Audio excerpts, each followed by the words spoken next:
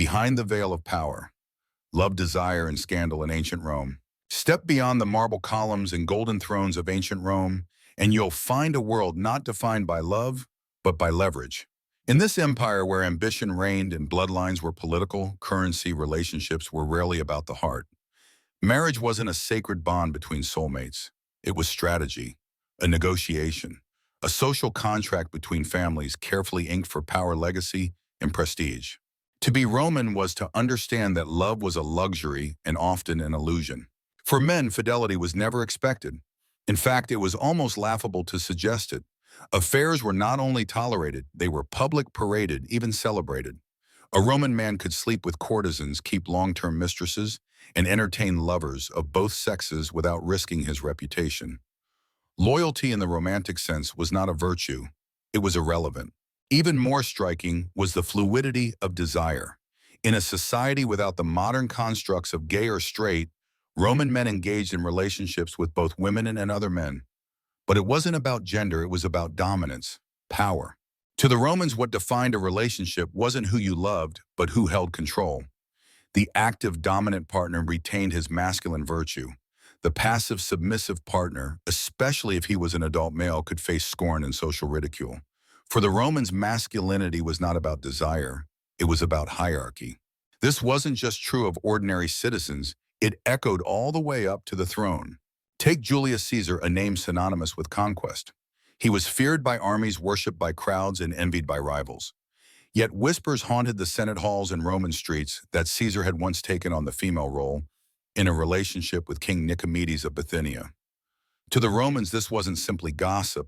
It was betrayal of gender roles of masculine power, and it made him the butt of endless satire and mockery. How could a general who conquered Gaul possibly be conquered in bed? But love has always defied logic. Then there was Hadrian, stoic, scholarly, and deeply complex. Unlike Caesar, Hadrian made no effort to conceal the man he loved, a radiant youth named Antinous. Their bond was not hidden in shadows, but displayed beneath the sun of empires.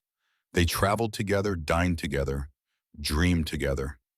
And when Antinous mysteriously drowned in the Nile, Hadrian's grief was colossal.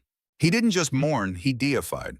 In a move that shocked the empire, Hadrian declared Antinous a god. He built temples, minted coins, raised statues that stretched toward the heavens. He renamed cities, all for love.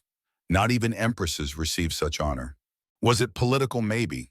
But it was also unmistakably personal, a grief so public, so monumental that it transcended taboo. Hadrian's heart had broken, and Rome had no choice but to watch. But not every love story in Rome was tender.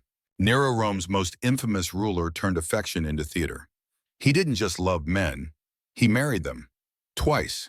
In one notorious ceremony, he took a former slave named Pythagoras as his husband Nero, wearing the veil of a Roman bride. Later, he wed a boy named Sporus after having him castrated. Why? So Sporus could resemble a woman, preserving Nero's role as the dominant husband and reinforcing Rome's gendered power dynamics. It was not love, it was control. A tragic attempt to bend human intimacy into political performance. Even more grotesque were the whispered rumors of incest with his mother Agrippina. Historians debate the truth. Was it real? Was it slander? In Rome, both possibilities were powerful. Truth wasn't the only weapon. Rumor could destroy just as swiftly. But Nero wasn't alone in navigating the dark corridors of power and passion. Tiberius, the reclusive emperor, who spent his later years on the island of Capri, remains one of the most enigmatic figures in Roman history. Ancient sources speak of orgies, exploitation, and perverse rituals, though modern scholars caution against taking every claim at face value. Yet whether fact or fiction, the rumors reveal a deeper truth. When a man becomes a god in the eyes of a nation, his sins become myths and his desires become threats. In Rome, emperors were more than rulers, they were mirrors. Every act of love, every gesture of intimacy reflected back on the empire itself.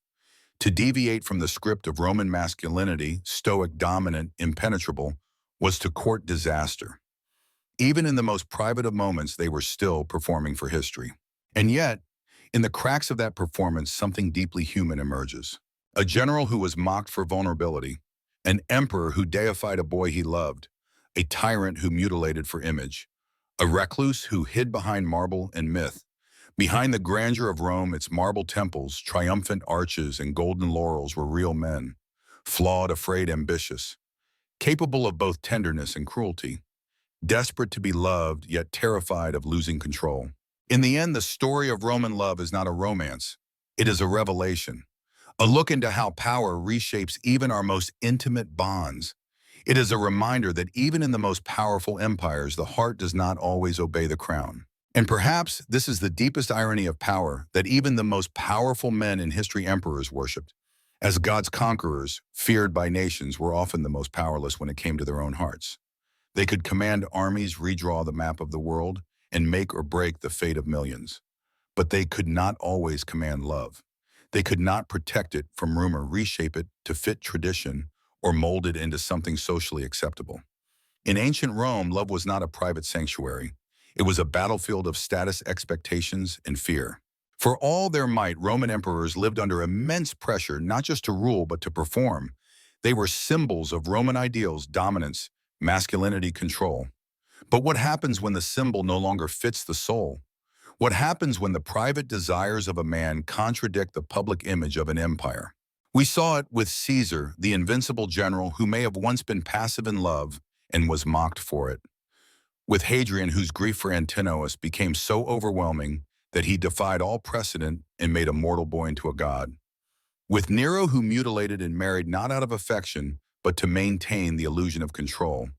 And with Tiberius, whose self-imposed exile and secret indulgences turned into fuel for 1,000 horrifying legends.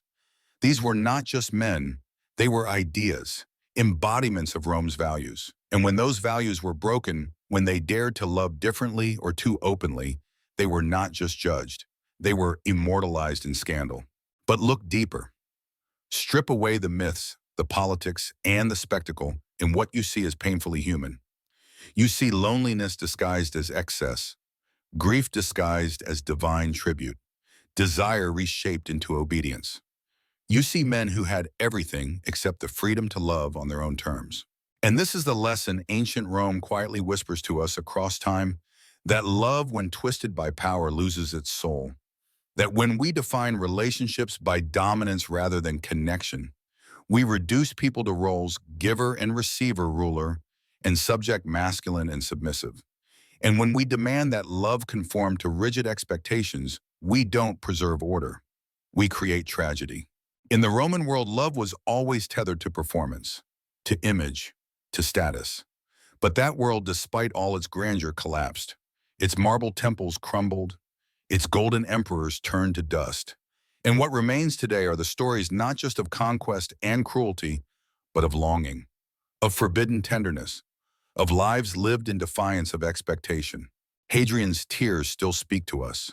Nero's staged marriages still haunt us. Caesar's whispered secrets still echo. And in those echoes is a truth we cannot ignore. That vulnerability, not dominance, is what makes us human. We like to think we've come far since ancient Rome, and in many ways we have. But the ghosts of their fears still linger. We still place people in boxes.